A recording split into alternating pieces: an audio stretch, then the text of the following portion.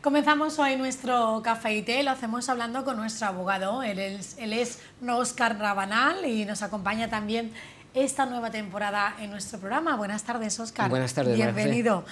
Bueno, vamos bien hallado de estar una temporada más aquí con en tu programa. Una temporada más, el verano ha sido tranquilo, el mes de agosto para vosotros es tranquilo porque todo está parado. Sí, ha sido tranquilo, pero ahora ya hay que ponerse las pilas. Hay que ponerse las pilas y bueno, vamos a hablar de un tema hoy que tiene que ver con la incapacitación de personas que no tienen una minusvalía, más bien en el terreno mental, ¿no? Y que lo mejor es que comiencen ya a ejercerse los trámites cuando esta persona es menor de edad, si así fuese, ¿no? Sí, vamos a hablar de una institución como es la incapacitación judicial, que es bastante más frecuente en la práctica de lo que pueda parecer. Vamos a empezar hablando, por ponernos en contexto, de una situación que se da con bastante frecuencia, incluso en Estepona y en localidades próximas de la Costa del Sol, que es cuando varias personas acuden a notaría, bien a aceptar una herencia o bien porque van a vender una propiedad. Y entonces el notario les informa de que alguna de esas personas a su juicio no tiene la capacidad suficiente como para firmar la escritura. Claro, porque tienen que ir todos. Todos, sí. Ante el notario. Entonces a lo mejor el notario les informa de que alguna de estas personas no tiene esa capacidad. Entonces les pregunta si esta persona está incapacitada judicialmente. Normalmente muchos de los familiares, los padres u otros familiares directos, como pueden ser los hermanos, desconocen si está incapacitada judicialmente y a lo sumo muchas veces lo único que dicen es que tiene reconocida una capacidad, una discapacidad o una minusvalía por parte de la Administración a efectos de cobrar algún tipo de bonificación o ayuda o algún tipo de pensión, pero lo cierto es que no está incapacitada judicialmente. Y claro, compran esa ayuda y para cobrar esa ayuda y esa incapacidad no hace falta una incapacitación judicial. No hace falta la incapacitación judicial, simplemente es un reconocimiento de ese grado de discapacidad. Claro, preparan los trámites, los papeles. Pero la incapacitación solo puede ser declarada mediante una sentencia judicial y tras el oportuno procedimiento. Por lo tanto, hay muchos supuestos, ¿no? Por ejemplo, síndrome de Down. Por ejemplo, sí, en realidad las causas de incapacitación son cualquier enfermedad o deficiencia que tenga persistencia de carácter físico o psíquico y que impide a la persona gobernarse por sí misma. Es decir, ahí dentro podríamos englobar desde discapacidades intelectuales, como podría ser personas que tienen síndrome de Down, no siempre, porque hay personas con síndrome de Down que sí tienen cierto grado de discernimiento, depende de... hay de todo tipo, y también podemos hablar de personas que a lo largo de su vida, por circunstancias sobrevenidas, han sufrido algún tipo de trastorno psíquico, como podría ser una esquizofrenia paranoide. También personas que sufren trastornos alimentarios, como podría ser, por ejemplo, la bulimia o la anorexia. Y también personas que, fruto del alargamiento de la esperanza de vida en nuestra sociedad actual, nos encontramos que hay muchas personas que sufren o bien demencia senil o Alzheimer ya a unas edades tempranas, a partir de los 60 años. Todas estas personas, unidas a las discapacidades físicas, como podrían ser personas aquejadas de síndromes neurodegenerativos, como puede ser la enfermedad CELA, o bien gente que sufre tetraplegias o paraplegias, que también necesitarán en algún modo solicitar que sean incapacitadas para que alguien pueda completar o suplir esa capacidad de obrar que no tienen esas personas. Vamos a hablar de los trámites para que una persona se incapacite judicialmente. ¿Cómo acudimos al juzgado? ¿A través de un abogado? ¿Lo podemos presentar por nuestra cuenta? En primer lugar, hay que saber las personas que están legitimadas para promover esa demanda de incapacitación, que normalmente pues, va a ser el cónyuge o la persona que está unida por análoga relación de afectividad, madre, ¿no? Descendientes, ascendientes, hermanos. Incluso en ocasiones, cualquier persona, si tiene conocimiento de que hay una persona con incapacidad, puede ponerlo en conocimiento del Ministerio Fiscal e incluso el Ministerio Fiscal puede promover la declaración de incapacitación de una persona. Claro, por ejemplo, en el supuesto que yo tengo constancia de que una familia vecina mía, bueno, pues está abusando, entre comillas, de la buena voluntad de esa persona que está incapacitada, ¿no? Y veo que no me gusta lo que están haciendo porque tengo información, ¿no? ¿Yo puedo, como ciudadana ajena a esa familia, solicitarlo? Solicitarlo no, pero puedo ponerlo en conocimiento del Ministerio Fiscal. En conocimiento sí. Y el Ministerio Fiscal estudiaría el caso y si ve que concurren las circunstancias, promovería la correspondiente demanda de incapacitación ante los juzgados. En el caso que un familiar quiera proceder a esta incapacitación judicial, ojo, primero tenemos que pasar a un tribunal médico o algo con esta persona. Porque... Normalmente se presenta una demanda. En la demanda normalmente ya se adjunta una serie de informes médicos, pero siempre, y como requisitos imprescindibles en el procedimiento de incapacitación son, en primer lugar, tiene que haber un reconocimiento del médico forense del presunto incapaz. Claro, porque si no cualquiera querría incapacitar a un hermano. Tiene que haber una exploración del presunto incapaz por parte del juez. Es decir, el juez se reúne en su despacho y le va a hacer una serie de preguntas para evaluar el grado de discernimiento de esta persona.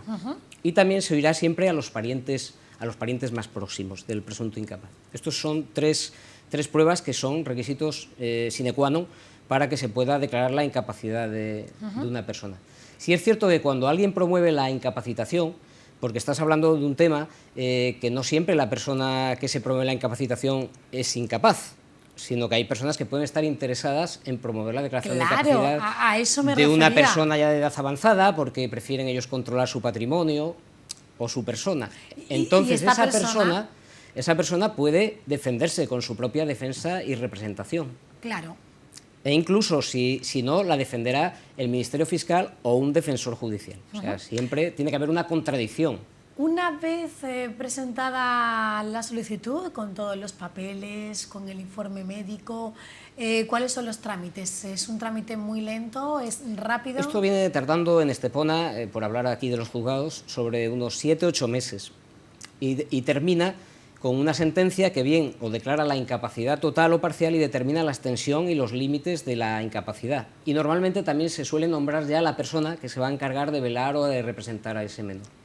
Claro, por eso insistías que es mucho mejor hacer todo esto cuando aún la persona es menor, si se puede, en el caso de síndrome de Down u otras enfermedades que son prácticamente son de nacimiento. Normalmente cuando son menores de edad es conveniente, si los padres lo promueven la incapacitación antes de que llegue a la mayoría de edad ese niño, al llegar a la mayoría de edad lo que produce ese efecto es que se prorroga la patria potestad, es decir, es como si siguiera siendo menor el niño. Entonces son los padres los que se encargan de representarle y de administrar sus bienes. En cualquier acto jurídico que necesite el niño, serán los padres los que comparecerán en su nombre.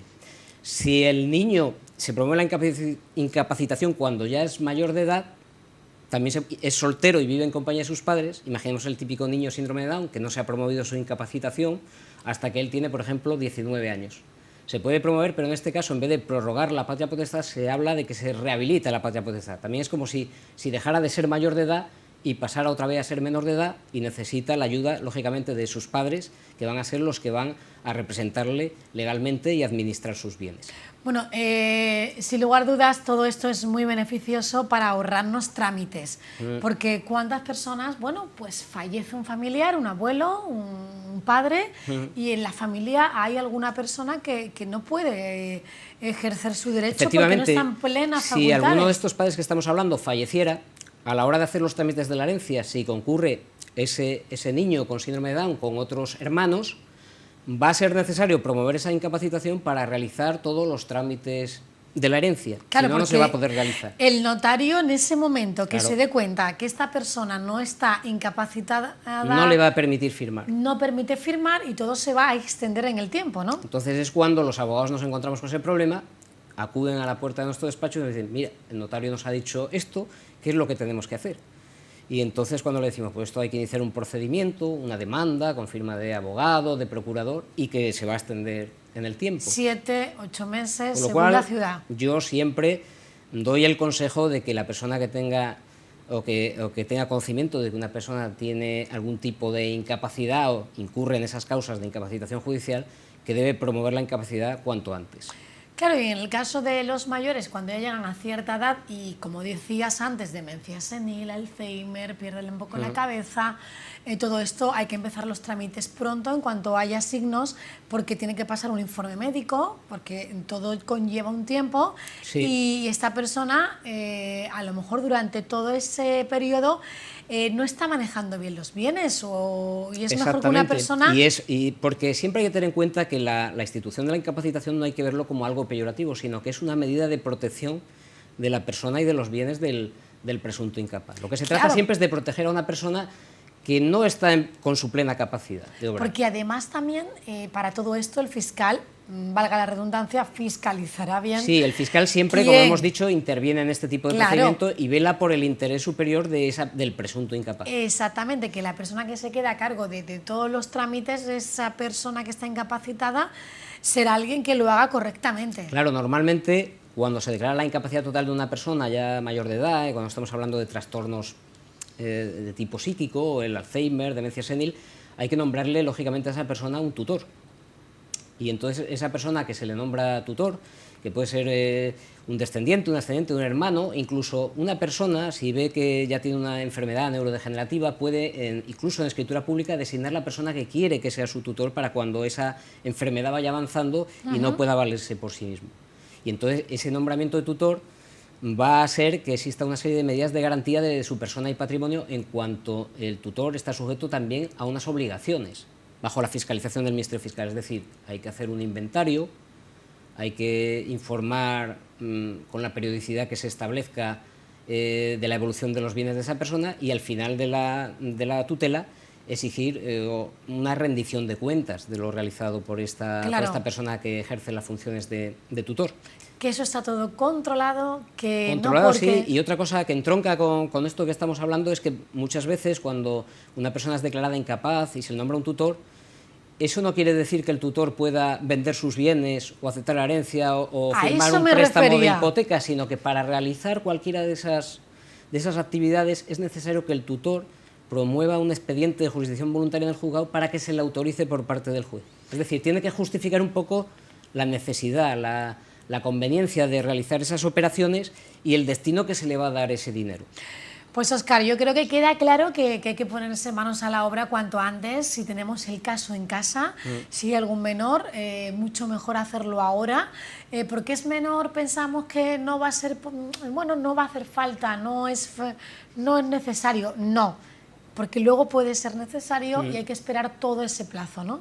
Mejor prevenir que curar, o sea, como resumen de la intervención sería función preventiva, mejor hacerlo ahora que tenemos tiempo que no después hacerlo con la urgencia que nos puede hacer perder e incluso en ocasiones alguna operación de transmisión de un inmueble. Dinero. Dinero. Y en segundo lugar, que nunca puede verse promover la incapacitación de una persona como algo peyorativo, sino que se trata siempre de medida de protección de la persona y del patrimonio del presunto incapaz. Pues Óscar, gracias por acompañarnos. Como siempre, sigues con tu despacho en la calle Blasco Núñez de Balboa, número 3. Ya me voy a acordar. Tercero D, al lado de la plaza de Diario ABC, antigua estación de autobuses de Portillo. Allí tenemos abierto mi despacho para todo aquel que quiera acudir a resolver cualquier tipo de duda o problema legal que tenga. Gracias, Óscar, por estar con nosotros. Vamos a una información ahora que preparamos desde Informativos y enseguida con otros asuntos.